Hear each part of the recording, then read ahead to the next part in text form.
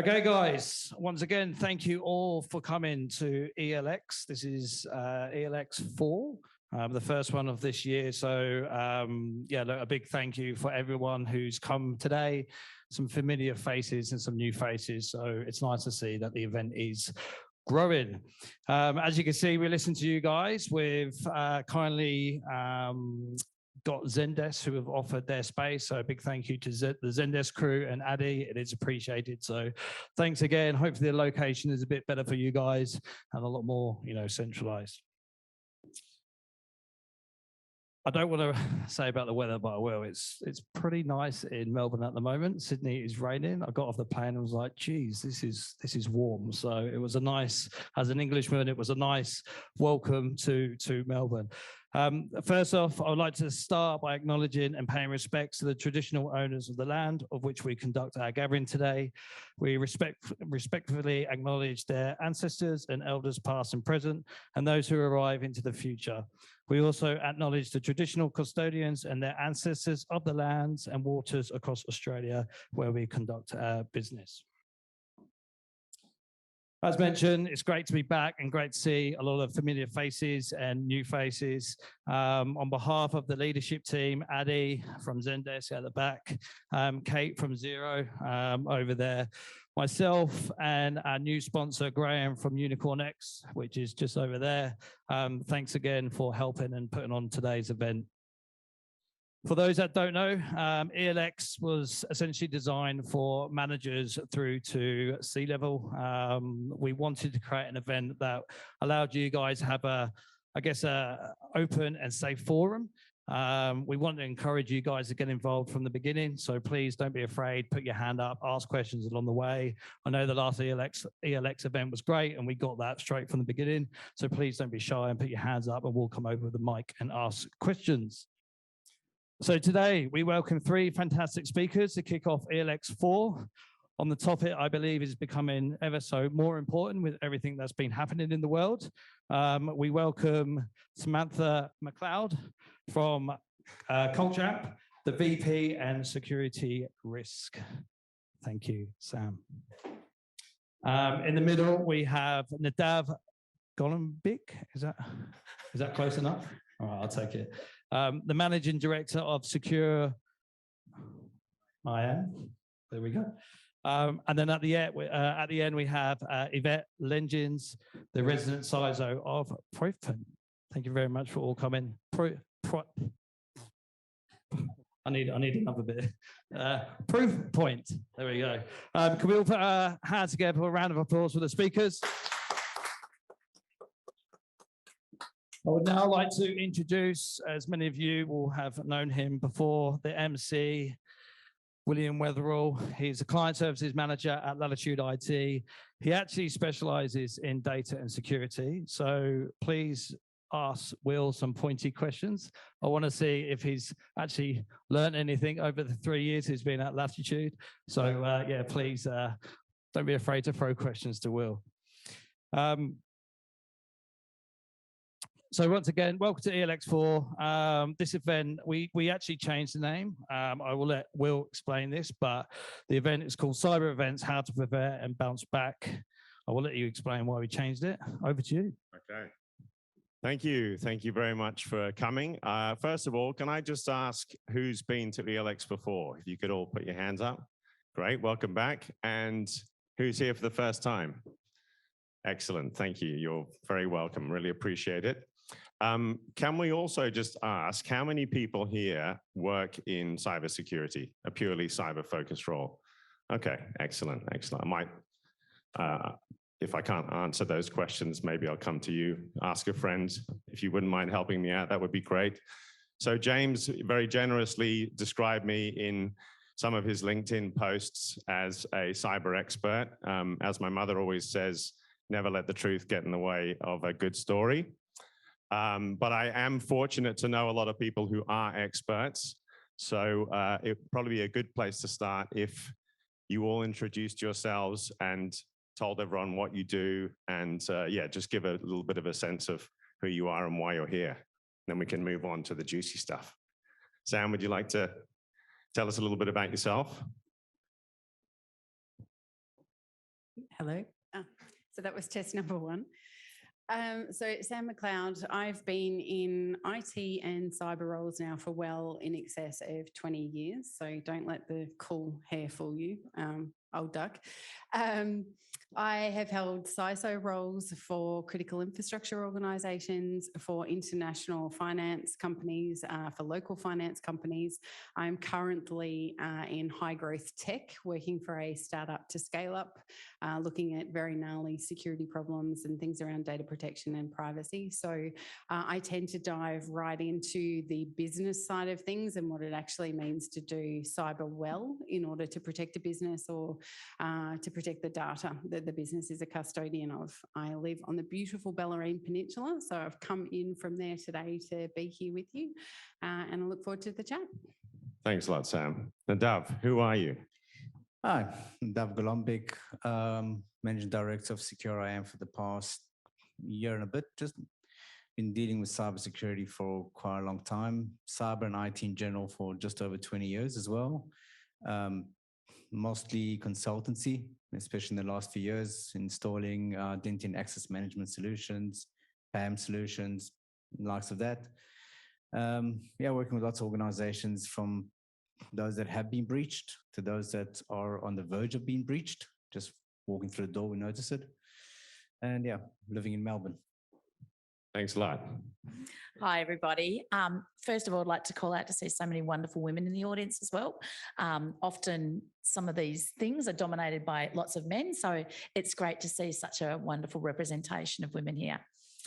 I'm Proofpoint's resident CISO, Chief Information Security Officer, for the Australia, Asia Pacific and Japan region. So been in the role for about 18 months. Prior to that, I was the CISO for almost 5 years for the Jetstar group of airlines. So Jetstar Australia, New Zealand, Jetstar Asia, Jetstar Japan, Jetstar Vietnam. I've also been the CISO for another company called Asiano, which was at the time a big ASX 25 company. I've also spent some time at Atlassian, and I'm an old hag when it comes to years in the job of cyber. It used to be called IT security, but it's been pretty much my entire career. So I don't live in Melbourne. I actually live in Sydney, but I've come via Perth today to join this esteemed panel. So couldn't be more delighted to be here. Thanks so much. Really appreciate you guys taking the time to join us tonight. Much appreciated. I thought it might not be a bad idea to begin by talking about the change in title. We originally had a different title for this event. It was So You've Been Hacked, What's Next? And thanks to some very honest feedback from Sam, we changed it to Cyber Events, How to Prepare and How to Bounce Back. And I thought that was really valuable feedback because it's all about helpful perceptions and hindering perceptions. So Sam, would you mind maybe unpacking what you were, what was it that sort of motivated you to provide that? Thank you. Yeah, thank you. Welcome. I think maybe for the first time ever, or at least in a very long time, I think cyber's become something that is a little bit more of a barbecue conversation for all of Australians at the moment, particularly given the breach climate that we saw ourselves in Australia late last year. But with that comes a couple of things. There comes a lot of ambulance chasing with regards to, trying to position yourself as a great consultant or a fabulous company to come in and solve the world for an organisation who might be impacted. But there's also the FUD. So the fear, the uncertainty, the doubt, the rumour, the innuendo, the calling people to account who may not have actually done anything wrong, the looking for a scapegoat. And one of the things we do in our industry is make sure that we talk about this in the most practical terms as possible, and we try and distill it down to something that's meaningful that we can respond to and we can fix the issues for. And calling out things like, oh, you've been hacked, whilst it might grab everybody's attention, it kind of flies in the face of where I come from the integrity and authenticity point of view around we're all here to help each other. And there's no need for us to be calling out organisations specifically for the things that they do wrong, where there may have been a cyber breach or some sort of issue that has occurred for them. So that is why I gave some of that feedback around if we could just tone it down a level so that we're talking about, yes, these things happen, but how do you recover from them as opposed to sensationalising the subject, which gets way too much press from that point of view already. Right. Great. Nadav, what would you like to say on that topic? The dramatization, I think the word you used, Yvette, when we were speaking last week was catastrophization. Yeah. Is that a word? It is now. It's a made-up word, but all words are made up, so it doesn't matter. I think carrying on from what Sam said, so I've been hacked. I think almost every company at one point or another has been hacked, whether know it or not, whether they're controlling it. It's going to happen, whether it's just an employee's laptop or it's the website's been taken down. Every single company has been hacked. It just depends on how severe it is. And yeah, I think what just Sam said, got to tone it down a bit. I've just come from a nice conversation with one of the tech leads at a company at a bank here, and he's already stressed out to within breaking point.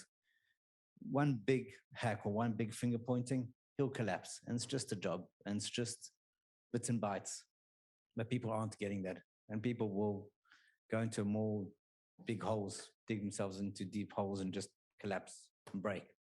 So yes, you can't just say, have you been hacked now? What? That's like headless chooks, I guess. Yeah. So absolutely. I really think cyber was something I used to have to explain to people what I did for a job. Now I don't. And as Sam, you landed on it when you said it's now the backyard barbecue conversation. When I know that was often the case when I worked at Jetstar, I'd often have the backyard conversation and how someone had been on a late flight or a flight that didn't take off or they'd lost their luggage. So now it's moved on to me being cyber and they want to know everything. So it's great that it is a much more open conversation that people are having, but with it, there's so much more, and I'm so glad you called that out, Sam. There's so much more expectation on those that are doing the job of cyber people. And we do know that although there's a freeze on tech that we're sort of all hearing about, one thing that we've got an incredible shortage of is cyber talent and cyber trained and skilled people. And, you know, it's an extremely stressful job because now from the top down, our boards, our C-suite are realising and appreciating it's such a huge problem. And there's a lot of pressure on, you know, you were commenting on about the stressfulness and the, you know, how bad it is operationally. So, yeah, by calling things like we've been hacked, now what, isn't really helpful. And I know Sam and I were talking earlier on today. I put up a post on LinkedIn and it was in relation to bad behaviours of people that are finger pointing when something goes wrong in an organisation. And I can tell you, nobody wants to be that CISO that does end up with a front page breach. But what you do need is you need your village. It's like growing up, you know, having children, you need your village. And it's very, very true. If something major happens with a cyber incident, you need your cyber village to help you out as well, because none of us are smarter than all of us, and it could have happened to any of us. And the thing about a cyber incident is it's something that you never actually predicted, usually. So it's something that it's an edge case. It's someone clicking on that phishing email. It's someone entering the credentials on something that you didn't have multi-factor authentication for. It's somebody who thinks that email's legit and it's okay as a payroll officer to change the details of someone's account. So I think we need to be a lot more supportive of those people in the cyber industry. My job as an advisory CISO is I get to speak to many CISOs and senior executive cyber leaders and CTOs and even CEOs about, you know, what their pain points are. And it is a real pain, and there's a lot that are very stressed because they're under-resourced and there's a lot of pressure for people to do more. So, yeah, so using unhelpful terms like I've been hacked isn't actually helpful for our industry at all.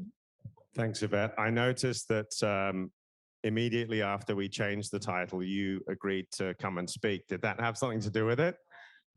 I'm deeply respectful for everything Sam does. She's one of my favourite cyber people in the country.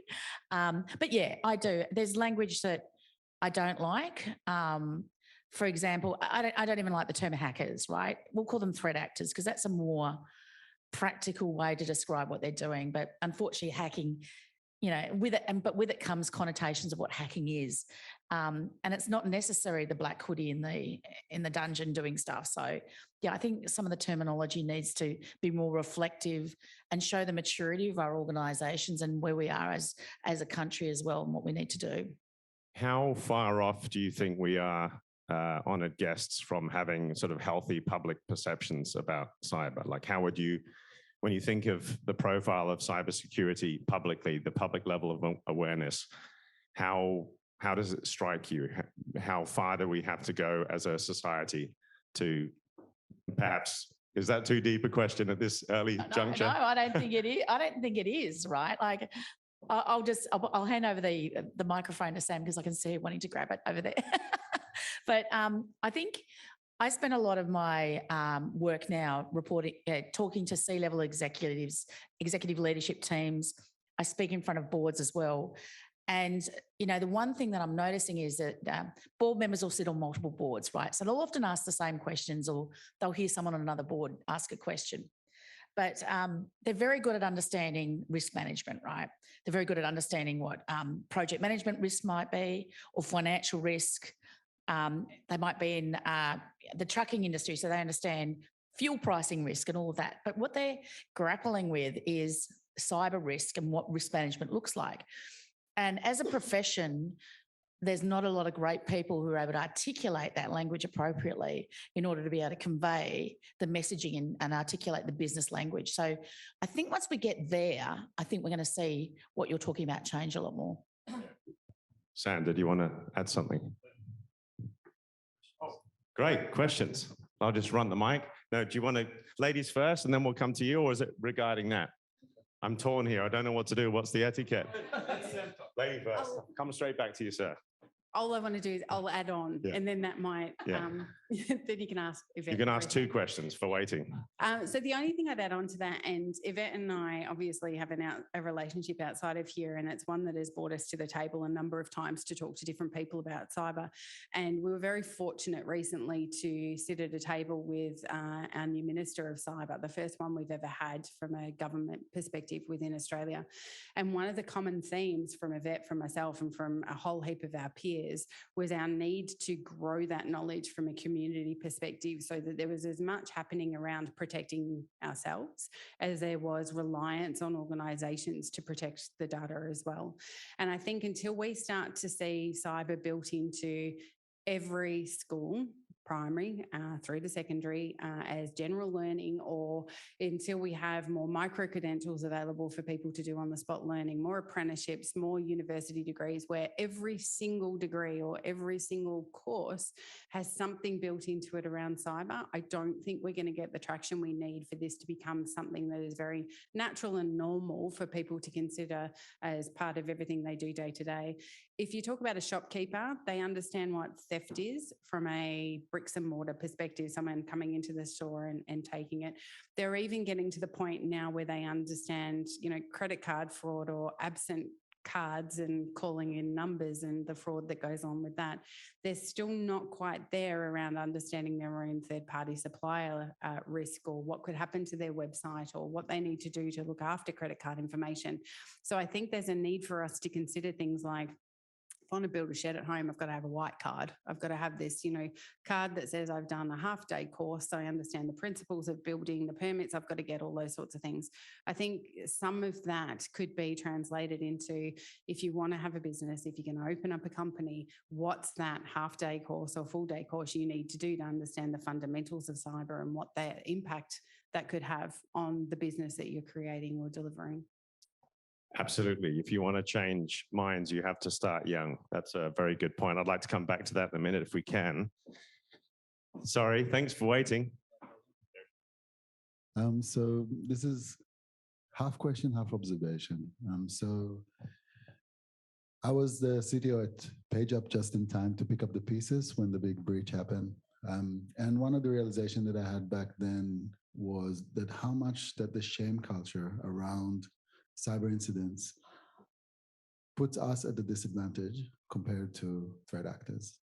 They have no problem showing off to each other on 4chan in one of those forums and sharing zero-day exploits and bragging about some new approach that they've discovered to socially engineer someone into providing their credentials. Yet, how many people do you know would actively say, I've been breached, and be willing to open up that conversation and share tough learnings?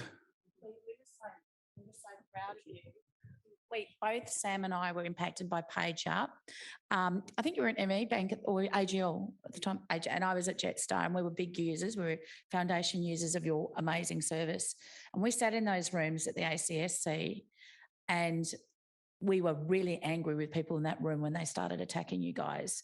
There was one particular guy we won't name who he was, but we still talk about it to that day, the way that you were treated, because you needed our help, right?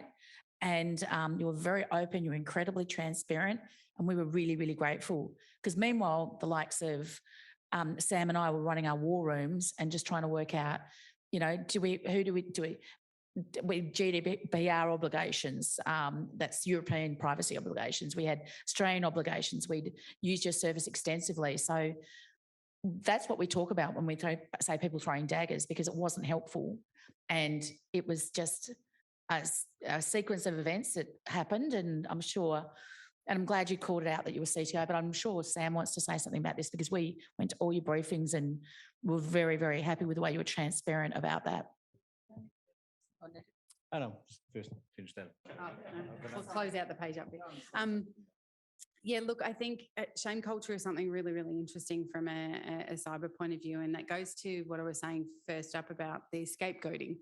And, I won't mention don't mention the war, the breach that happened sort of November, December last year here in Australia, where very, very quickly the press dove in on one little tiny tidbit of information, which was it was an engineer that didn't secure an API.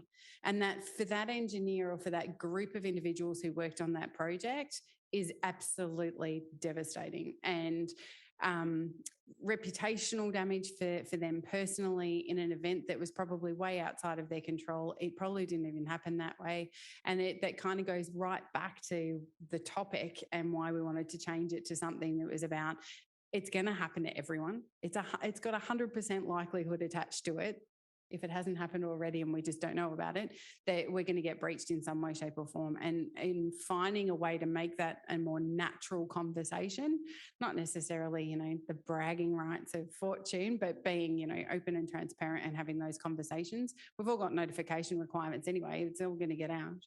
I think someone came out with a breach today that actually happened like 2 or 3 years ago. Don't know if it's because they just found out or if they're just deciding to clear the decks, but we don't do enough of that. And I'm hoping some of the legislation will push it, if not the fact that we're starting to talk about it at home and in the community.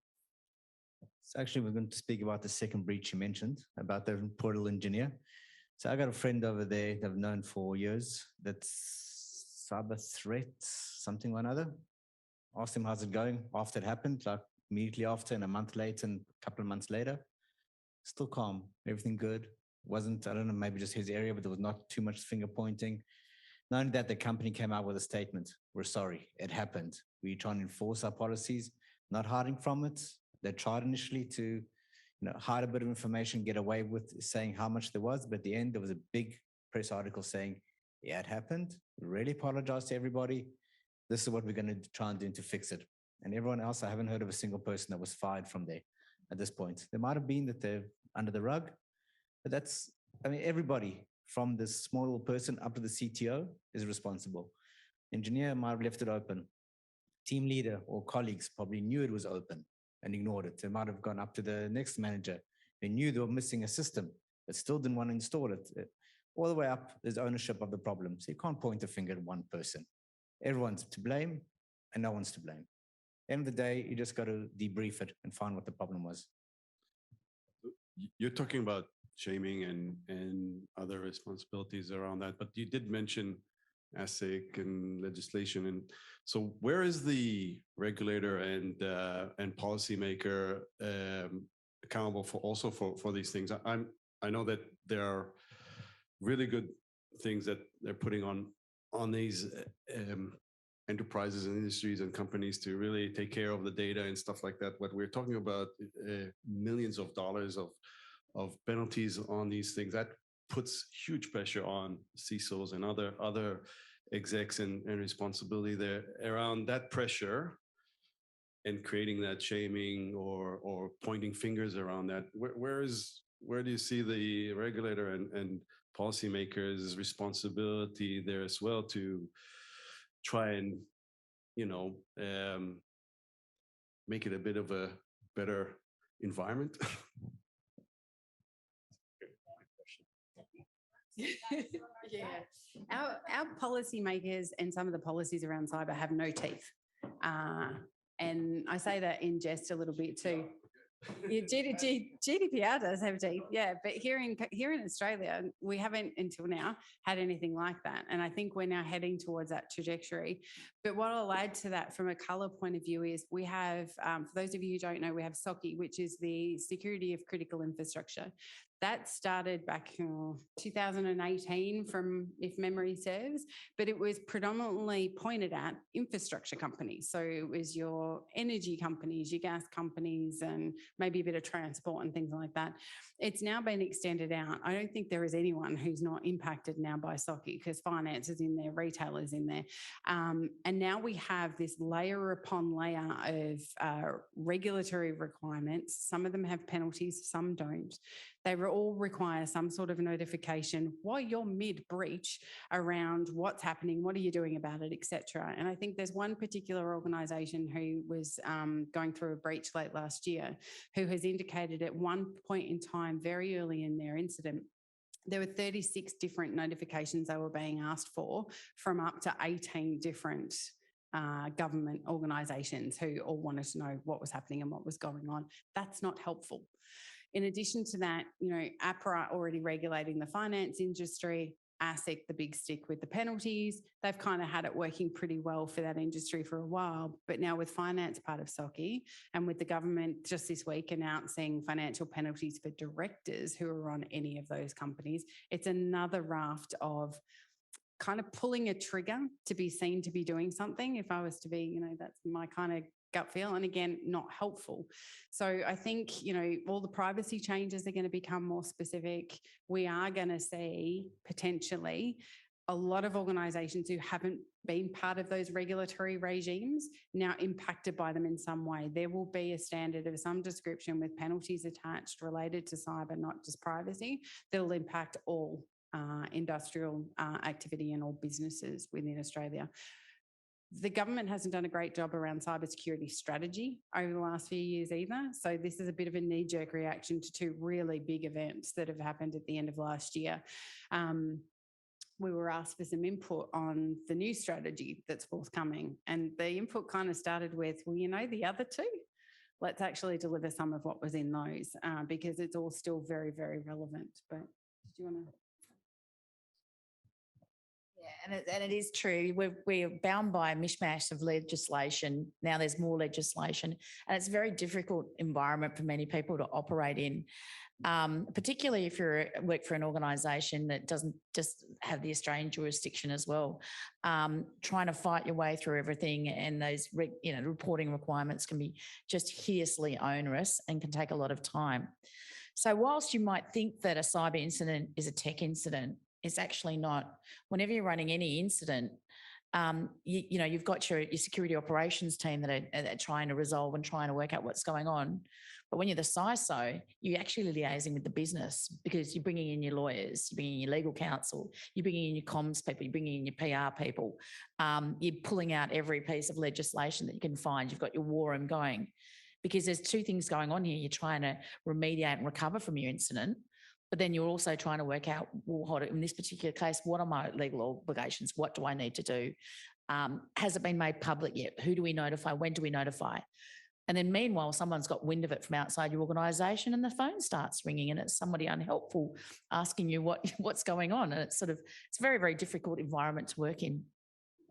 Right. So sometimes when an organisation is caught off guard in the sense that someone discovers outside what's happened before the organization actually announces it, very often there's a loss of public trust, but they're not deliberately withholding that information. They're just going through the various processes that they have to go through first.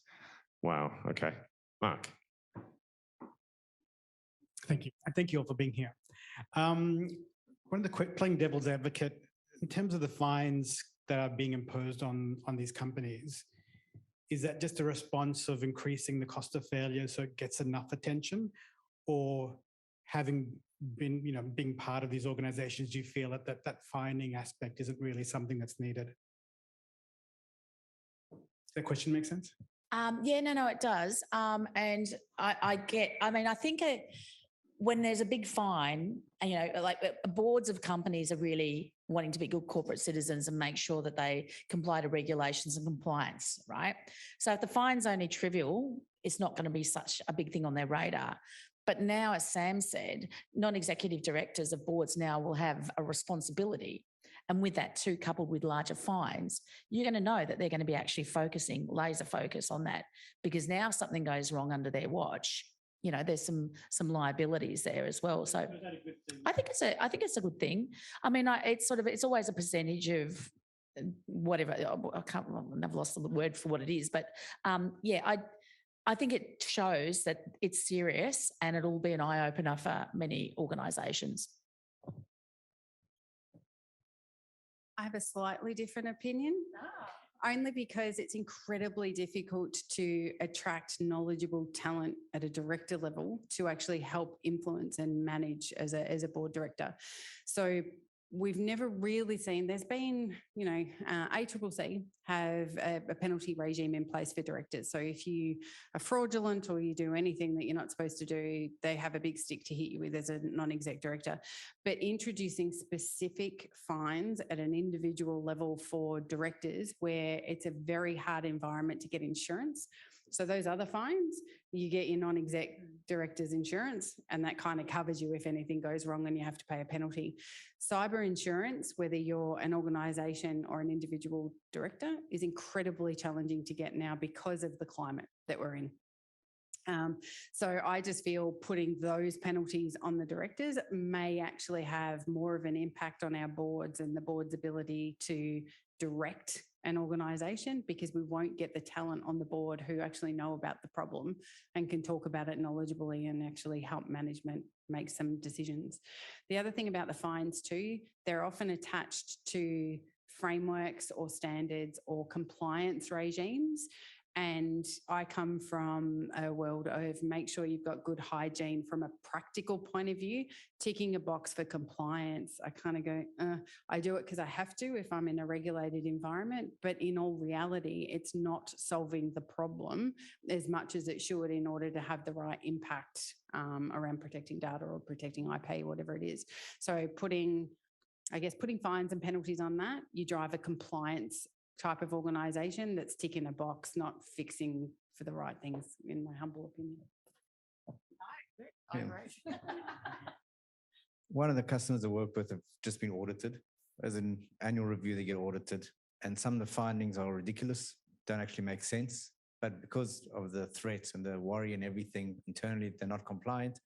They're going around like crazy animals trying to get everything done, where it's actually disrupting the day-to-day work now to an extreme.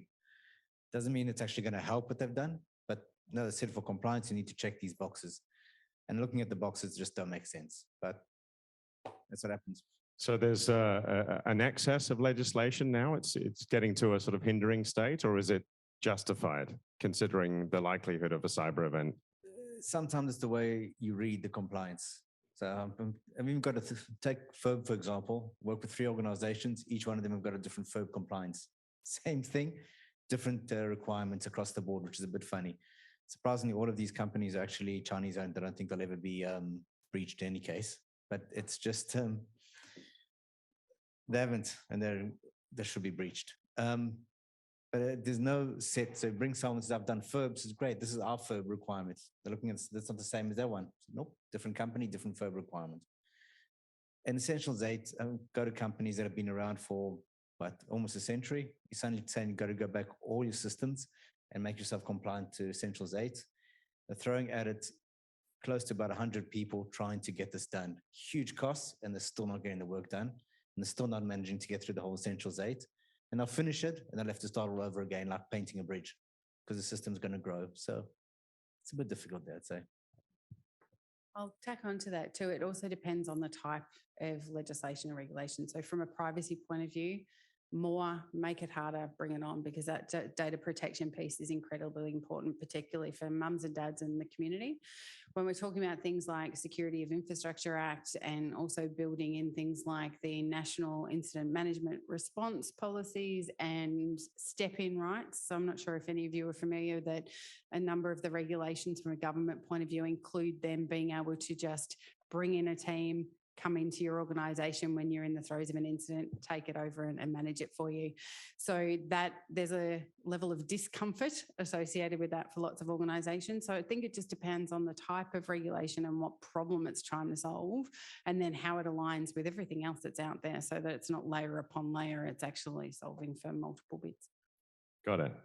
I think don't know if I'm just speaking for myself or for other people in the room, but I think we have a tendency sometimes as human beings, when we behold the heinous things that happen in the world, we know they happen, but sometimes we think, well, it's not going to happen to me. How likely is a cyber event if you're running a business? I already said 100% before, but let me go over to someone who has some stats.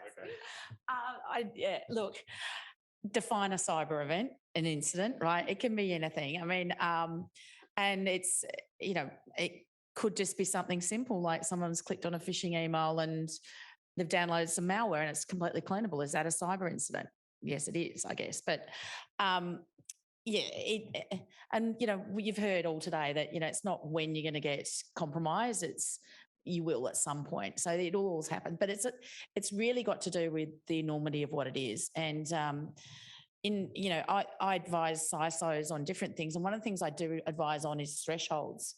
When, you know, when something it meets this threshold, this is what you should probably be doing. Something's this threshold, this is probably what you should be doing, and probably informing these people. So and my experience of running many, many incidents over many, many years is that no incident's the same. No matter what war room exercise you've done and practiced, no, you didn't plan for it. Page up, that wasn't even on my CMDB, right? I didn't even know it was a system, right?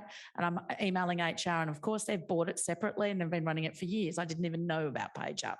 So you can never, every incident is different, whether it's small or large, but the point is you learn from every incident, but they're not cookie cutter. So a lot of the exercises you do while you're enhancing your playbooks or your response things, it's not always easy. Right. So what would be the sort of quick wins though, if you are trying to, I know it's difficult because every event is different, but what are the sort of basic things that you would advise organizations to do? The low hanging fruit, perhaps? Get the best probable tech you can in, right? And have the best people working for you, and make sure your processes are robust. Don't skimp on some of the tools that you might think you need, and think that do your due diligence if you're looking and evaluating products, making sure that you're really trying to get the best of the breed, and those companies are going to give you the best offerings. I mean, there's just so many facets to it. You forgot the human-centric stuff. Oh, people-centric. Yeah. So I think at the end of the day too, it's understanding that most of these events that occur, whether they're small or large, are by accident. We only hear about the big ones in the press, right? But the ones that really have a huge impact on our organisations are often the insider ones, where someone has accidentally done something, or we've accidentally given them too much privilege and they've been able to extract data out of a platform, etc. They've accidentally clicked on a link. So I think at the end of the day, lots and lots of organisations and lots of individuals still think this is a technical issue or a technology problem. It's actually a people issue that needs to be addressed with what we often refer to as the human firewall. It's knowing that as much as a human can create the problem, a human is actually responsible for solving it 9.5 or 10 times 10 times over. No, and I will give you some really good stats in this space. 95% of security incidents are traced back to an individual in some way at the root cause. Yeah, people do think it's a tech issue, right? And whilst we might call out the human firewall, actually adversaries, the attack threat actors are actually looking at it differently. Once upon a time, they were going and checking out what was going on, trying to get your network topology diagrams. They were trying to work out what you're running, doing port scans or whatever, right? Now they're actually trying to find out individuals in companies because that's their way in, because then the vulnerabilities will sit underneath it. So, they're getting on LinkedIn, they're trying to find out who the right people are in the company. They're going onto your annual general report and trying to find who's who. So they're not actually hacking in. They're using you to log in, right? Because you're logged in, you've got credentials. That's why they want your credentials, or they want you to do something. So yes, I always say buy the best tech, but at the end of the day, focus on your people. When you look at that people-centric strategy, that's when you can go a long way. One thing you got to sort of also present for the people is if they have been hacked, not to try and cover it up. That's one thing. If there's a scare factor there or something where as soon as I've been hacked, I'm going to be pointed at, I'm going to get into trouble, I don't know, I'm going to get fired. No one's going to own up to it. They're going to cover it up until the breach has gone too widespread. You manage to shut down the breach as it happens, often enough, you'll be able to mitigate or minimize the effects. But if the people in the culture are going to hide all our work, we're going to hide all the mistakes we made, we're pretty much stuffed. Can I just add, because the theme is, how to bounce back, and you were saying what are some of the key things you can do. I'm a huge proponent of figuring out what all of those little gaps are within your organisation, or whatever the typical kind of incidents are that you're dealing with, and then practice and simulate and scenario build over and over and over again. As much as you can never plan, because they're all going to be different, and the big one may be nothing like any scenario you've run.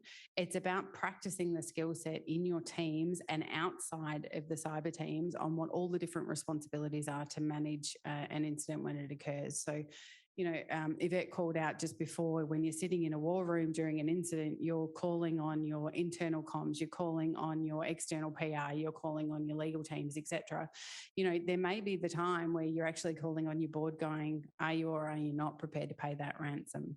All of those things should be known before that event even occurs. So if there was one thing, aside from great tech and great people, it's figure out what your weak points are and practice around those so that you know how you're going to respond if something happens. And that's going to be your best ticket to then thinking through your recovery and how you get back online. That's a very nice going.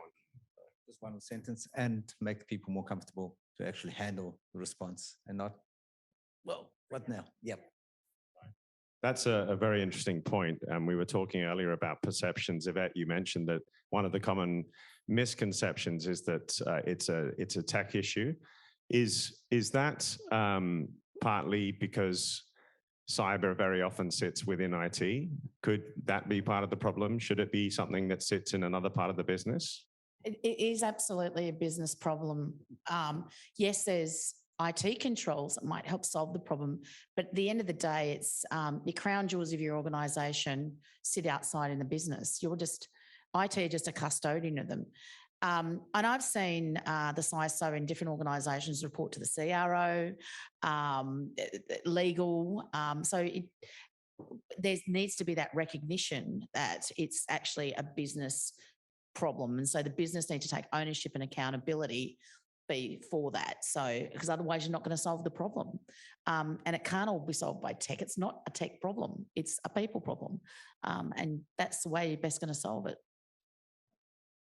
It used to be a tech problem, and I think that's where it's grown up out of. So Yvette referred to earlier, she grew up through the old security manager kind of roles that sat in IT. And that's because the normal way of trying to breach an organisation or figure stuff out was to attack the tech. Now we know from all of our threat actors and the different kind of things we're seeing is they're going after the data. We have digitally transformed so much in the way that we do business that now it's all about the value of the data, and the way to get to the data is through the people who are the custodians of it, who look after it on a regular basis. So now that problem has become a business risk as opposed to a technology problem per se. So I think that shift that's happened over maybe the last 10 years has really seen it move out of being tech. But if you talk to a non-exec director who's been off the tools or out of operations for a long time, they're still seeing it as being a technology problem. And sitting under CIOs doesn't help around that problem either. But we're starting to see that shift to risk as opposed to tech. So on that, and I'm with you around that being a business problem, that there are other business domains that actually bring profit, revenue, and drive IT spend and things like that. And with security and cyber, it's a more of a prevention. I've seen it across, and not necessarily revenue driving and profit. So how do you, and then obviously the interaction with then if you're not part of the IT organization is to, drive the budgets and expenses towards that. How do you build that as a separate business domain in the organization to really dive the priority of IT now that you're not in there to spend and support that business of cyber within that organization? I'll start on that one. I guess I'm quite lucky in my career that over the last 10 years, I've been in organisations that are doing so much digital transformation that it had to involve security transformation. So anything that we were trying to deliver to a customer, and that was our end product, had to involve security. So for me, a lot of my budget variability and my ability to work cross-functionally in the business was driven by the fact that we had all those initiatives and all those projects.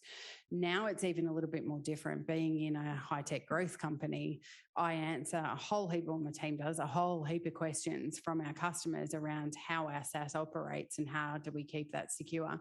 So I have a sales enablement function within my security team that actually has a direct link to whether or not we're growing revenue or maintaining the revenue that we currently have from a renewals point of view. So from that perspective, I guess I'm quite lucky that I'm more than just a cost center.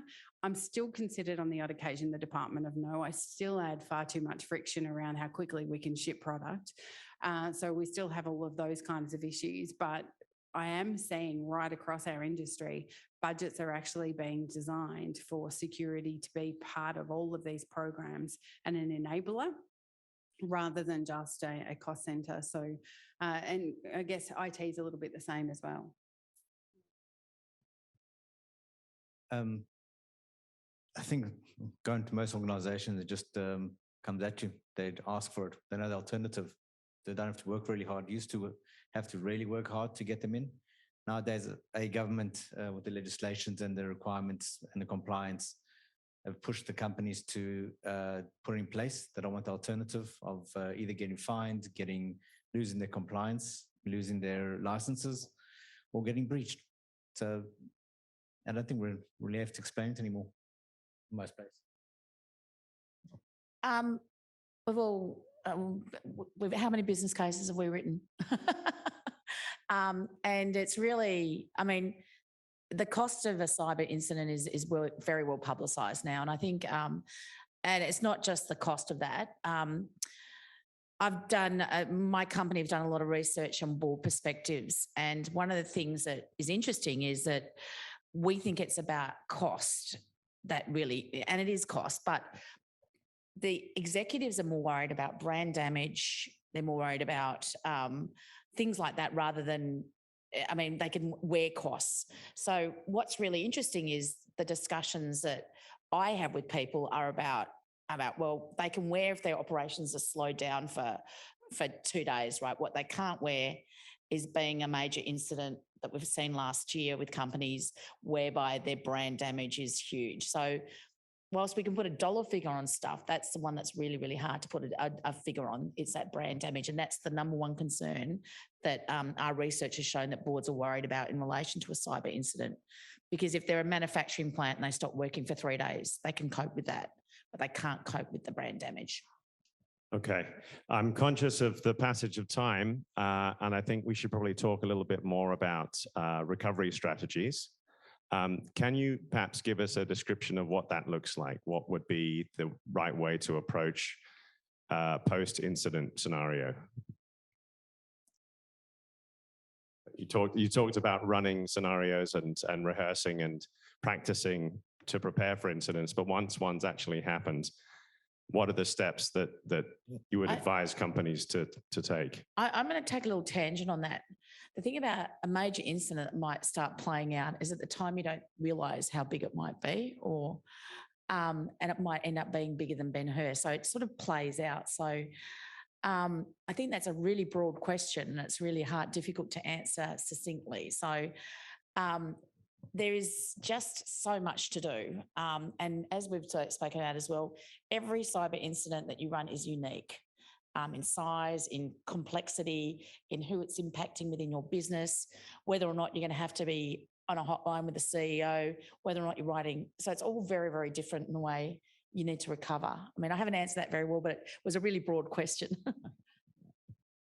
I think it's knowing beforehand too, maybe from a crisis management planning perspective, what's going to be the most important thing in any particular incident that happens. So, you know, and it is incident dependent, but did that threat actor go after your critical infrastructure that could have had a downflow effect to the safety of the community, versus have you lost a whole heap of data, and data is the core of your business, versus have you just been turned off to the world, and solvency and trading is a problem. So I think that's where those scenarios come in, but it also is really important that the organisations understand how much it goes back to the old IT service continuity planning and business continuity planning. You know, what are your RTOs, RPOs, etc. You know, how long can you go not operating a particular chunk of your business for a period of time based on all your critical assets, or how long can you sustain data loss before your organisation fails to be what it was in the past, because it's all predicated on data. So it really just depends on who you are, what you do, the kind of scenarios that you're playing, but having a tacit plan of some description that says, in this kind of event, we know these are our priorities around the technology. This is a priority for our data. This is a priority for our people. And, you know, COVID kind of helped us a little bit by proving that a lot, you know, big organisations could work remotely. And we can care less, I guess, around the safety of people in buildings, because we're not all there all the time, but there's the people aspect as well. So you've got to kind of cut out people, process, technology, and data. Great, thank you.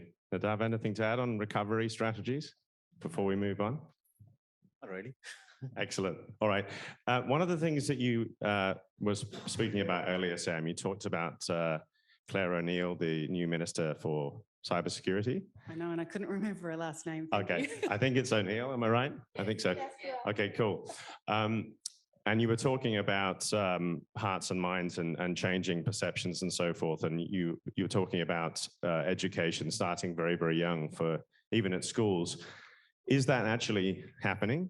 Is that part of her remit to implement cyber education so that, you know, it's something that we learn as we would any other subject at school? It's not happening yet, but I do hope it is something that gets built into the strategy. So everything is on the table at the moment, and the government's intention is to build an Australian cybersecurity strategy that will take us out to 2030 in all the objectives that it delivers and the improvements that it makes for our community. Everything's on the table, from sharing threat intelligence across multiple organisations, so that, you know, something does happen to an Optus or a Medibank, organisations even as small as mine have access to the IOCs and the indicators of compromise and the things that tell us what happens so we can protect ourselves in that environment. Then there's all the stuff for third-party supplier security, knowing your supply chain and how well that's secured, right through to all the community stuff, which is helping kids understand how to protect your identity, what not to share, how to interact online. I think the Office of the E-Safety Commissioner today, if you don't follow her online, she's amazing. Julian McGrant, issued legal notices to a number of these social media organisations. Snapchat. Yep, Facebook, YouTube, Yep. Twitter, wanting them to explain how they're protecting the vulnerable. So we're going to start to see more and more things like that, I think, that are built into the cyber strategy around how from the ground up, it just becomes something native to the way that the community thinks, just like learning your ABCs or your times tables. Very good. Nadav, we were talking earlier about your children. What do you observe from a sort of cyber? I know your kids probably know a hell of a lot, but generally, what do you observe They from know nothing. right? Right. No, they come to me with They an don't know what SMS. I that got does. this SMS saying, Right. "Oh no, I haven't paid my bills." Just ignore it. Right. Do you have a bill with links? No, just ignore it. Okay. It's what I try to educate them is if someone sends you like ANZ said, you've got a bill you haven't paid, fine. Go log on to the website directly, never through a link, never through the email. And I got to keep repeating, and I keep seeing on TV, I've clicked on this link and this person's been compromised, and it drives me nuts at it's in the newspaper, it's been advertised, but it's just not getting through that message. And no, it's not getting through with the kids, whether it's as soon as year 7, they started with the social media and they just went rampant and they went crazy. And the school tried to speak, but not enough. Weren't very comprehensive lessons saying, you have to stop doing this, or you got to watch out for this. This doesn't exist. Okay. So they know nothing. None of the SMSs, none of the emails. Not a lot of multi-factor authentication going on. They don't even know what that is. Okay. As far as they're concerned, they have to turn on the phone and enter a password. That's multi-factor for them. When my kids were little, I put them on an acceptable use agreement for the Wi-Fi. Yeah, that's Sam and I went to RSA, which is a big conference once in San Francisco, and we sat in a keeping your kids cyber safe session, and from that it was the contract, and I did exactly the same thing as well. This is what your responsibilities as a kid, but they move in such a rapid world and things change all the time. I can't keep up. You know, once upon a time I used to look at accounts so I'd understand what they're doing. And I have to shamelessly say I don't have a TikTok account. I'm not even sure what TikTok does. Yeah, but I am having a great time on Chat GPT. I'm loving Chat GPT. And that's concerning. That's concerning about plagiarism and stuff. I know we've digressed here. I got a bit of a question about, you've been speaking a lot about education, and it's more like educating a community how to protect themselves and so on. How do you see like higher education evolving in context of traditional cybersecurity education is more on the tech side? And as you have already discussed, it's multidisciplinary thing. You have a bit of a human psychology, you have a legal, you have a risk. Is this being factored in higher education, or it's still sort of just techie? Or do you have any view on that? I've been very lucky to have a position on the Deakin University Executive Advisory Board for some time. I stepped out maybe a year ago, but at that time we were working quite strongly on what does courseware look like and how do you build cyber into everything. Some of the people that I've hired into cyber roles in the organisations I've worked in have come out of finance, out of HR, out of all these different kind of roles, and they bring that business knowledge and then they learn on the job around the cyber stuff. And we're trying to use, I guess, some of that kind of thinking. What we hope to see in higher education is foundational and or core units in every single type of degree that you can do. You know, I did commerce/computing degree and I had to do micro and macroeconomics, and I've never used that. But had I been able to do a cyber module at that point in time, that would have so much more relevance to what I do now. So it's building into the legal degree, understanding what it actually means from a legal perspective, all the different jurisdictional law around cyber, and bringing that into the narrative so that they're learning that. It's the same around finance. Every single cyber risk is going to have a financial performance impact. What does that look like, and how do you follow that train? So it wasn't me. I think people like Yvette put forward ideas around free cyber courses at a university level. Lots of micro credentials available from different vendors and providers in order to kind of grow that, whether you're already in business or in high school. So I think education was one of the strongest pillars that got put to the minister. I also sit on Australian Tech Council on their cyber board, and there's a lot of big companies on that cyber board from, Atlassian and Amazon and others. Optus is on there as well. And we spent, I think, out of a whole day, a good 3 hours talking about education from a community and a student perspective. So I think we'll see something pretty robust, hopefully, come out of government. I have faith.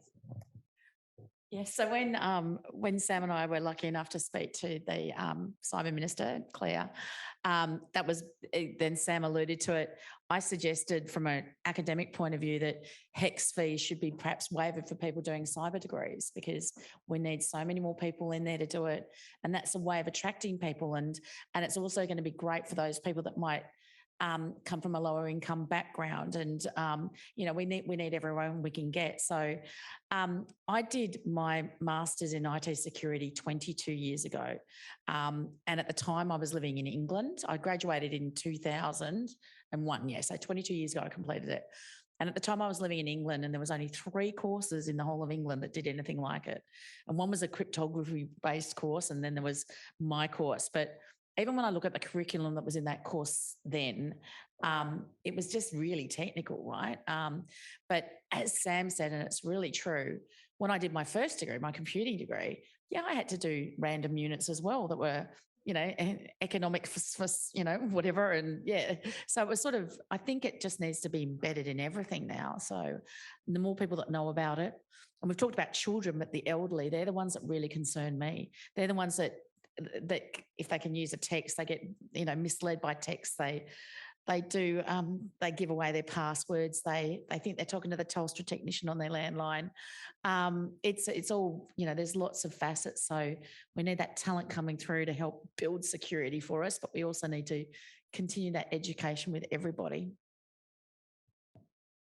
That mum thing that went around? It probably still is, the mum text. I had my mother-in-law, who's 78, send me a message saying, and my daughter's name is Eliza, sending me a message saying, I think Eliza meant to send this to you and she sent it to me.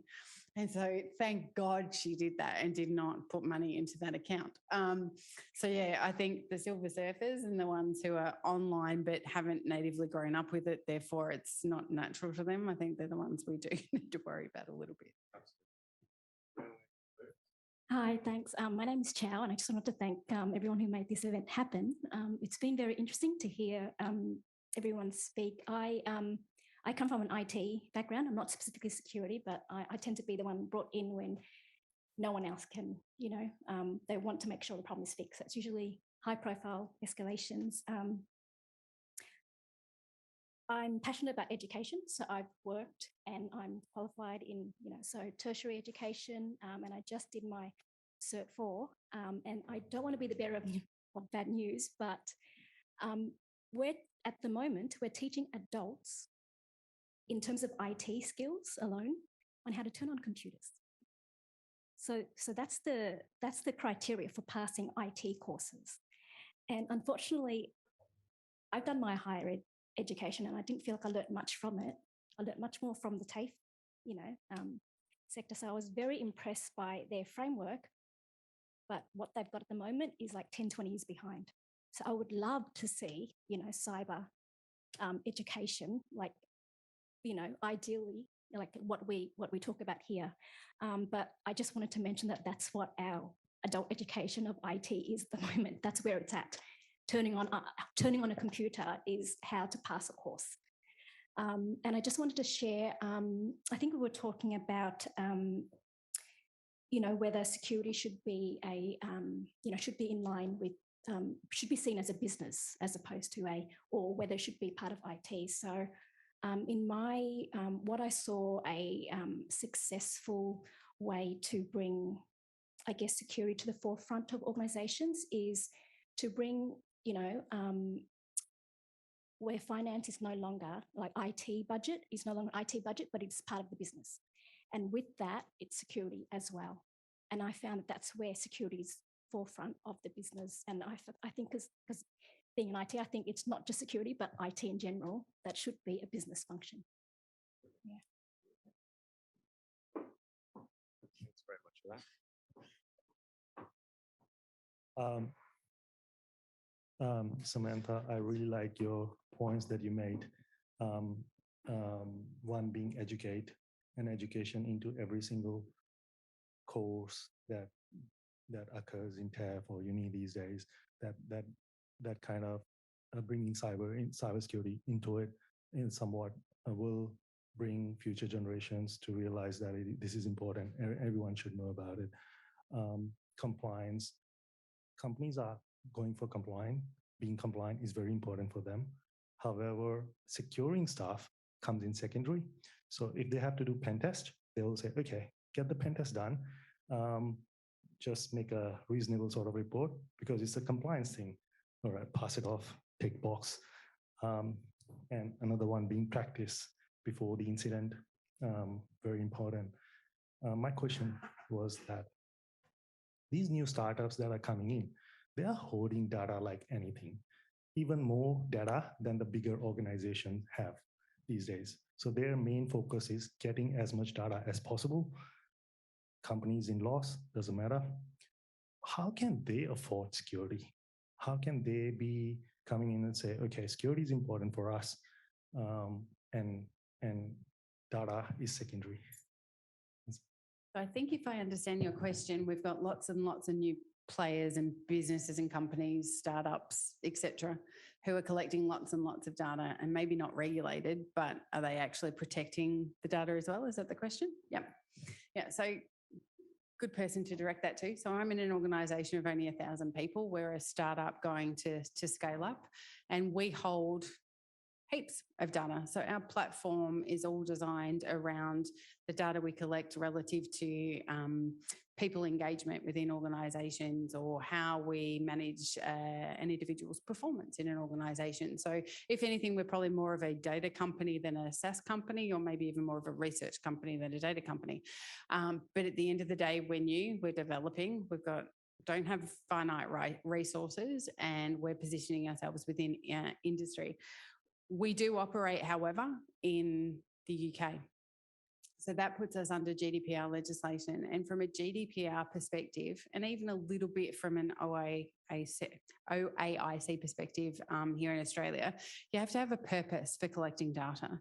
So before you can just say, we're going to collect absolutely everything and hold on to everything that we've got visibility of, you actually have to be able to define your purpose. And if you were to be audited, show that the data you've got matches the purpose. Doesn't mean that's what's happening. Optus is a case in point around the fact they still had 20-year-old data in their platforms and had never followed a data deletion process ever. So I guess to answer your question, they can't afford security. They may be collecting outside of that. But I think the regulations we were talking to a little bit earlier, where we're going to see elements of either SOCI or ASIC or APRA or other kind of regimes being redesigned so that we scoop up all these other businesses that are collecting data, that will start to have an impact, at least from a compliance point of view and a fines point of view, around how they're treating and managing that data over time. That makes it more harder for startups to actually be successful. So that is a concern, that we kind of making too much friction into the environment that these startups just can't cope up with. So it's a responsibility that you have to do if you're starting up an organisation, just like you have to pay your taxes, and you've got to do that properly. There's no excuse for not doing it for information you might be collecting. And Sam's great point, there's explicit stipulations within our Privacy Act that stipulate, that you've got to have consent, what you're using it for. And if you can't operate within those boundaries, but whether they do it or not, but they've got to now think of it as being, well, I pay my taxes, or maybe I don't. Right. Thank you.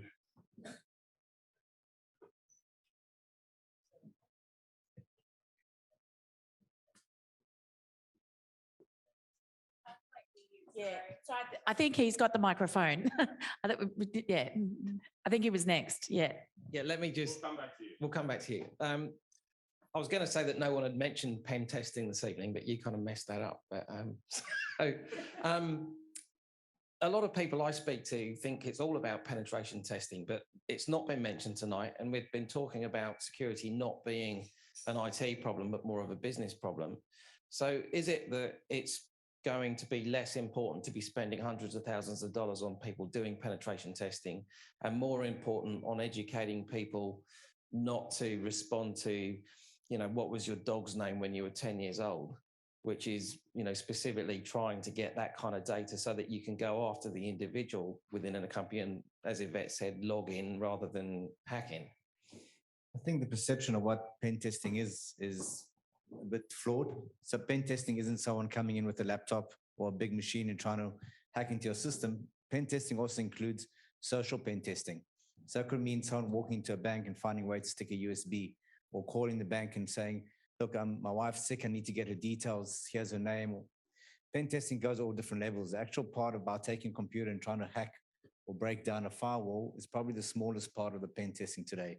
So pen testing is still on top of the limit there, because it is the social pen testing, seeing whether the telecom company will give out the details or the bank will hand over your password if you need it.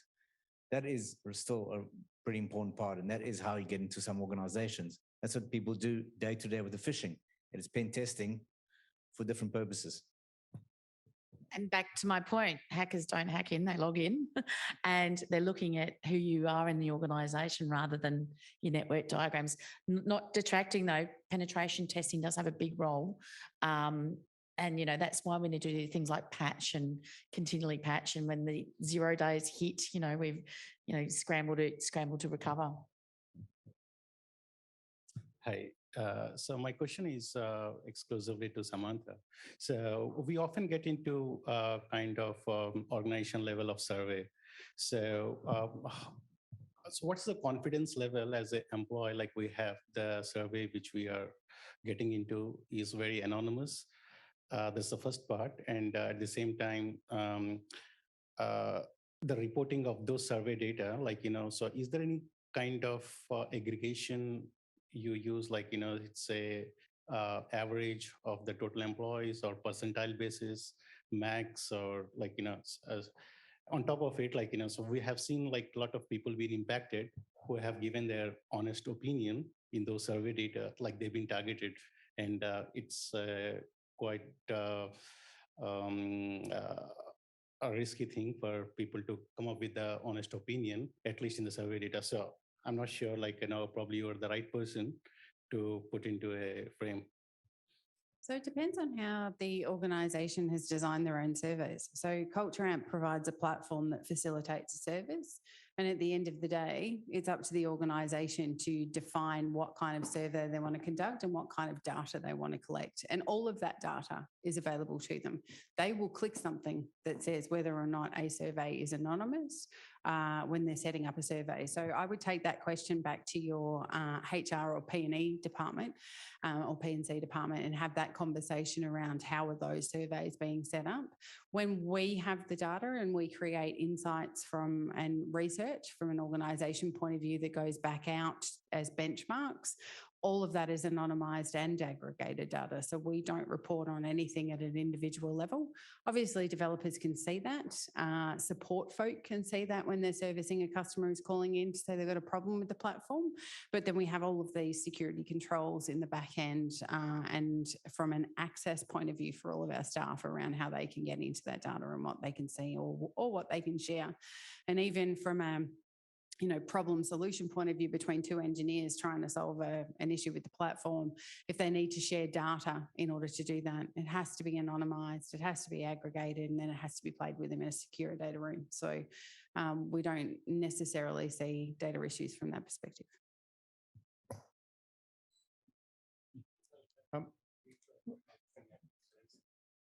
Sorry, what?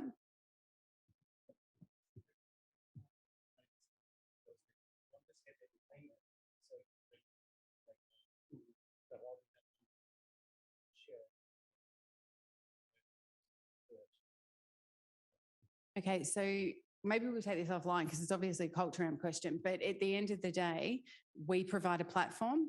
Your organisation designs a survey. They need to explain to whoever's completing the survey whether or not that's going to be anonymous or whether or not they can see certain demographics or whether or not they can actually see a name. Access to raw data isn't provided to organisations unless we're going through treating a problem or something along those lines, and we actually get the customer to provide us their data. We're custodians of the data. It belongs to your organisation, not us. So at the end of the day, if there's a problem, they'll provide us with data that we will use in a problem solution scenario. So I'm not sure what you're really trying to dig down into and get to, but maybe once I'm off the stage, we can have a little bit more of a chat. But at the end of the day, your company policies are going to direct whether or not completing that survey is a privacy issue for an employee. I'm very opinionated, so please don't get me started on whether or not my rights to privacy exist when it comes to my employer. I don't think they do, but that's a whole other scenario, because as far as I'm concerned, it's the organisation's data. But anyway. Thank you all for being on the panel tonight. It's been a great discussion. Really appreciate it. My question, I think we all understand now that a major data breach can be an existential threat to an organization. I'm interested in your roles. Do you, when you're practicing for a breach, do you actually look at that worst case scenario where an organization's not going to come back from a breach? The reputational damage is so bad that it's going to be the end of that organization, but you still need to have a procedure in place to deal with that. And if you go through a scenario like that, is that very educational to the board and the C-suite? So really quickly, a bank who shall name, well, you just looked at my LinkedIn anyway. One of the banks that I have worked for, we did go through Swan, Black Swan event planning.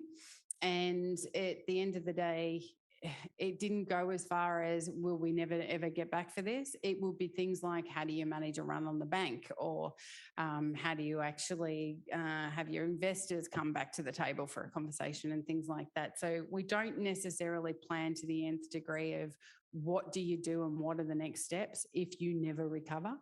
It's a very good question. And it's actually not something that I reckon I've really deep dive on. The answer is no, I haven't. Because I think when you do your war rooming exercise, you usually do it around a scenario, and I guess that's an outcome of what the scenario might end up playing out to be. But it's a great question, because I know of companies that obviously don't have great backup, but they won't pay for the ransomware, right? And so that's the chicken and the egg, right? If they can't recover their data, yet ethically they don't want to pay the ransom. But yeah, I've never planned out to that length of degree, but there have been obviously cases where companies have come back, never recovered from cyber incidents. And there's a famous case of, it's a company, it was a real estate collector of information in Sydney, and one of the employees stole data and put it on the dark web. They were a listed company here in Australia. They had to make 60% of their staff redundant, and they had to completely rebrand themselves. They almost went under. So that would be a case of where, that was very, very close for them. But then you got Sony and Target who bounced back like they never even had breaches years ago. Yeah. There was a printing company years ago, I forgot the name of it, that was... Bounced back from COVID. That was hacked. The backups were compromised as well. And no, they shut down. They had to close the doors totally. I don't remember the name of it. Oh, right. Sorry? Yes. That's the one. That's the one. Yeah. Yep. Yeah. So there are incidents like that. They did backups, but yeah, they still made a mistake. That was a multi-vector threat. So what happened there was they were hacked. They thought they were fixing it. They were hacked again. And then because of the industry they worked in around IP addresses and servicing up everybody else's businesses on the internet, everyone started leaving. That's actually a really good example. I know another one as well, actually. So just surprising that one, the player was actually very, very nervous. He wasn't a very good player. I spoke to the AFP guy that broke down the door, and he said the guy wasn't very smart at all. He actually left a lot of tracks that they found him very quickly. It was one person, I reckon. Yeah, there was another one. It was a wealth management or an investor company in Sydney. And what happened there is that was a business email compromise where their one of their parties actually got compromised, and they were invested funds for superannuation funds, and they actually went under because their breach, they lost something like $12 million when they sent money to the wrong place. What happened is that the Australian Catholic Super Fund was about to invest $60 million for them to invest, and that pulled out, and that was enough to make them go under. So yeah, there was another example. There you go. So it's not just tech companies that go under, it's also businesses. Yeah, just a comment on that. Whenever you get an invoice from someone, double check the details, the bank details. I mean, every time I get one, if I'd have it's the first time sending money, I look up the number myself, call them up and ask them, even if it looks pretty decent, just save yourself a headache. DMARC. Yeah, correct. I'm going to jump in here just because I feel like we can be talking for ages. But look, I just want to say, guys, it's great to get so many questions in the audience. We really do appreciate it. And every ELX we come to, there's more and more questions. So again, please keep doing it. I'd just like to say a massive round of applause for Will, an amazing MC. I'm a little bit disappointed though he didn't get any pointy questions thrown to him, but I'm sure he would have. Going anyway. Yeah, so please ask him any questions. On behalf of Kate, Addy and Graham, thank you again for helping and sponsoring. And of course, to our wonderful speakers, Sam, Yvette, Nadav. And I must say, I left Nadav to the end because it's actually his birthday today. So we can have a bigger round of applause for spending the time to chat in. We will be back next quarter. We have QR codes that are dotted around. If you could kindly scan it, we throw it out to the audience in terms of what you want to hear next. I know we're all talking about AI and chat GPT, whatever it's called. It is on there, but there's 4 or 5 other really exciting topics that we would love you to get your feedback and poll, and we will bring up another set of 3 wonderful speakers I just would say in the future. Interested in being a speaker. Yes. Yes, we always need speakers. So once again, thank you for ELX4. We will see you next time. Enjoy the pizzas, and please, there's lots of wine and beer. Help yourself. Thank you very much.